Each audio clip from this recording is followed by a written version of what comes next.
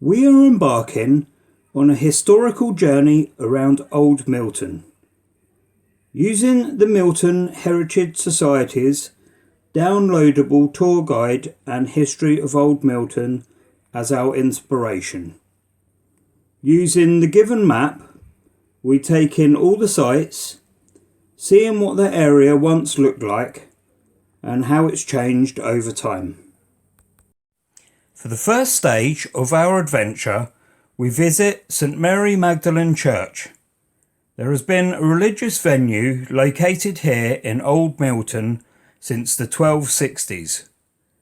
The Chalcombe family are known to be linked to its building. In 1832, the original church was torn down apart from the tower.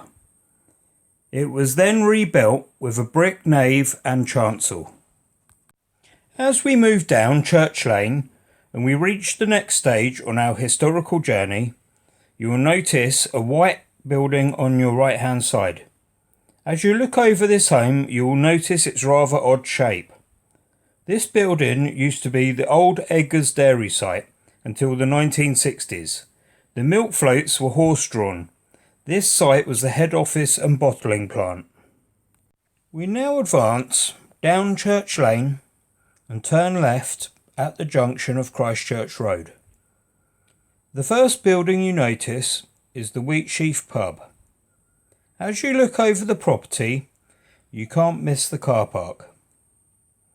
This was once the site of the old post office, seen here in the left of this photo.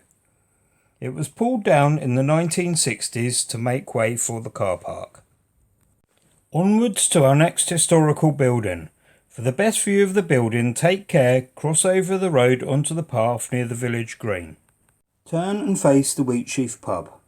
If you look at the roofline of the Wheatsheaf, you notice it differs and clearly indicates that the Wheatsheaf was once two buildings.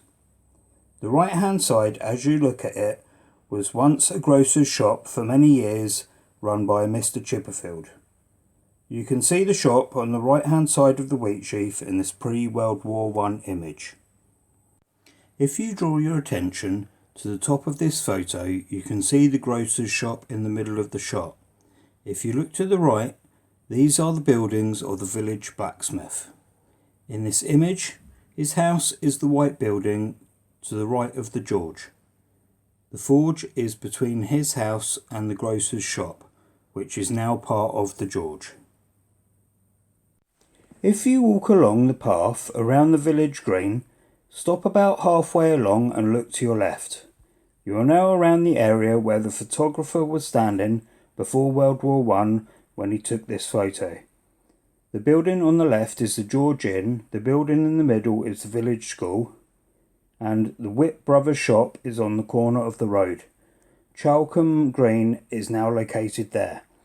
On the right of the image is Charles Peckham's Grocers and Bakery. It is hard to put into perspective just how important a space the village green was. At up to 0.25 of an acre, all big events such as Empire Day, Hospital Sunday and school sports events were all on the green. It was as important as the recreation ground is to us today. In this colour image you can see the village shops more clearly. If you look at the white thatch cottage, this building is marked on the 1840 tithe map. The white building to the left has been used for many different businesses over the years, including a pharmacy and estate agents. To the left of this is Charles Peckham's Grocers and Bakery. Next, move to the bottom of the green. Turn left and look up towards the main road. You are looking in the same direction as the person who took this photo. The big building to the left is the George Inn. The cottage in the middle is Rushford's butcher's shop. Later it was taken over by a Mr. Jordan. For the next stage of our journey, walk up the main road and cross over, taking care as you go to the opposite side of the pavement. At the junction with the main road, stop and look at the green. You are close to the area where the Hospital Sunday Parade, seen in this image, took place. This was a fundraiser to give the poor of the parish access to medical care. In this image you can see the George Inn to the right. the village green was where all the social gatherings would take place. If you want, on Chalcombe Green there is an information display from Milton Heritage Society which gives you further images. The George Inn stood on this site for at least 2 centuries. However, the building you see before you was built in 1905. If you look above the tiles, above the bricked up doorway, you can see the date. From the George Inn, walk up Old Milton Road to your left. The first building to your left is the Adult Education Centre, named Fusey House. A fusee is a small chain used in the manufacture of watches. These chains were made by the poor of the parish. If you look left to the rear of Fusey House, you will see the former Milton Poorhouse. If you carry on walking, you pass New Milton Junior School to your right. Keep walking until you take your first left down Hobart Road. As you turn the corner, to your right is Milton Baptist Church.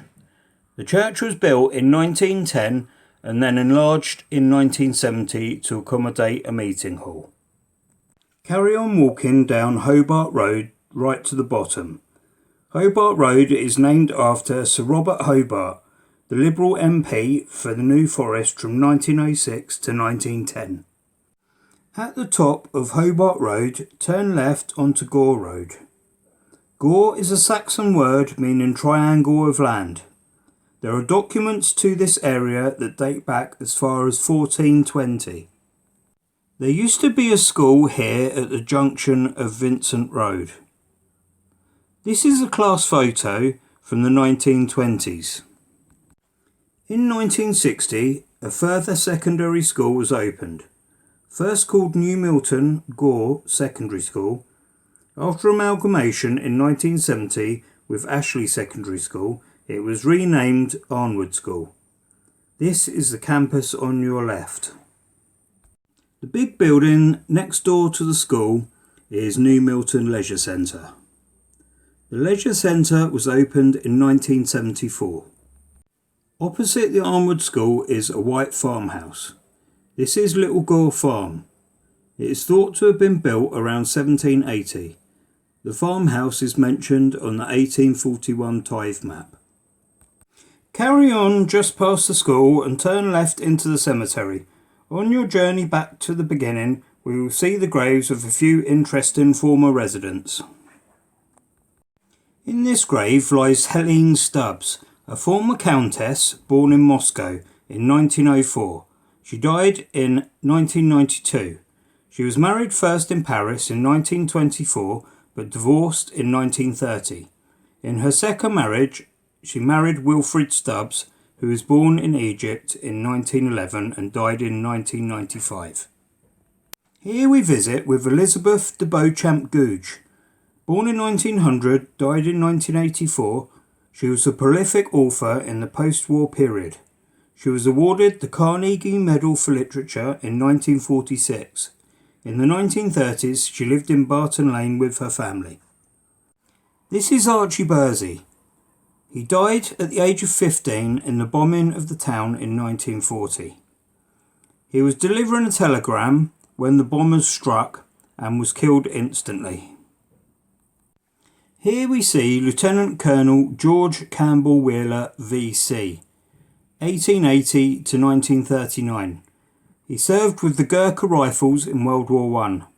In 1979, at the Shumran Bend on the River Tigris in what is now Iraq, in spite of a bayonet wound to his head, he held his position, allowing British forces to push back the enemy. He retired to Barton-on-Sea. So, we've reached the end of our historical tour around Old Milton. It is my hope that next time you are in this area, you can imagine what this place looked like in the past, and I hope this journey will help you along the way.